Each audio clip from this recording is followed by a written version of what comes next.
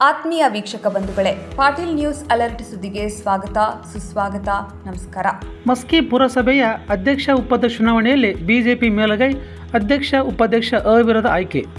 ಮಸ್ಕಿ ಪಟ್ಟಣದ ಪುರಸಭಾ ಸಭಾಂಗಣದಲ್ಲಿ ತಾಲೂಕು ಚುನಾವಣಾ ಅಧಿಕಾರಿ ಡಾಕ್ಟರ್ ಮಲ್ಲಪ್ಪ ಕೆ ಯರಗೋಳ್ ಅವರ ಉಪಸ್ಥಿತಿಯಲ್ಲಿ ಹಿಂದುಳಿದ ವರ್ಗ ಹೇಗೆ ಮೀಸಲಾಗಿರ್ತಕ್ಕಂಥ ಅಧ್ಯಕ್ಷ ಸ್ಥಾನಕ್ಕೆ ಮಲ್ಲಪ್ಪ ತಂದೆ ಅಮರಪ್ಪ ವಾರ್ಡ್ 12, ಅದೇ ರೀತಿಯಾಗಿ ಪರಿಶಿಷ್ಟ ಜಾತಿಗೆ ಮಹಿಳಾ ವರ್ಗಕ್ಕೆ ಮೀಸಲಾಗಿದ್ದ ಉಪಾಧ್ಯಕ್ಷ ಸ್ಥಾನಕ್ಕೆ ಗೀತಮ್ಮ ಗಂಡ ಶಿವರಾಜ್ ಬುಕ್ಕಣ್ಣ ವಾರ್ಡ್ 15 ರವರು ಅವಿರೋಧವಾಗಿ ಆಯ್ಕೆಯಾದರೆಂದು ಮಾತನಾಡುತ್ತಾ ನಂತರ ಅಧ್ಯಕ್ಷ ಮತ್ತು ಉಪಾಧ್ಯಕ್ಷರಿಗೆ ಗೆಲುವಿನ ಪ್ರಮಾಣ ಪತ್ರವನ್ನು ನೀಡುವ ಮೂಲಕ ಶುಭಾಶಯವನ್ನು ಕೋರಿದರು.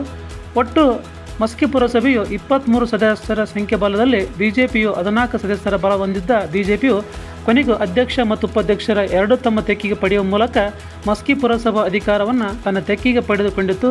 ಹಲವಾರು ದಿನಗಳಿಂದ ಪುರಸಭೆ ಅಧ್ಯಕ್ಷರು ಮತ್ತು ಉಪಾಧ್ಯಕ್ಷರು ಮೀಸಲಾತಿ ಗೊಂದಲದಿಂದ ಮುಕ್ತಿ ಪಡೆಯುವ ಮೂಲಕ ಕೊನೆಗೂ ಮಸ್ಕಿ ಪುರಸಭೆಯು ಕೇಸರಿ ಕಲರವ ಅಳ್ಳವಂತೆ ಯಶಸ್ವಿಯಾಗಿ ನಡೆಯಿತು.